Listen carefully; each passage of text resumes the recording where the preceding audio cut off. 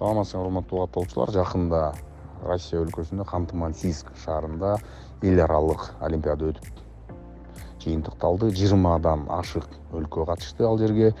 Биздин курама команда барды. Кыргызстандан 5 окуучу, 2 окуучу биздин нано окуйт, нано олимпиадалык борбордун окуучулары 5-гимназияда окушат. Жана 3 окуучу сапаттан барды. Бизден 1 окуучу күмүш алды, 1 окуучу коло алды, дагы сапаттан 2 окуучу коло, 1 окуучу болсо ардак грамота алды. Бул өтө жакшы жашаан, себеп дегенде күмүш медалдар аралаша баштады. Ушул убакка чейин же коло, же болбосо ардак грамотада жүрчүбүз. 19 июльдө учуп келишет, дагы 20 июль дүйнөлүк олимпиадага кетишет. Иранда өтөт ал.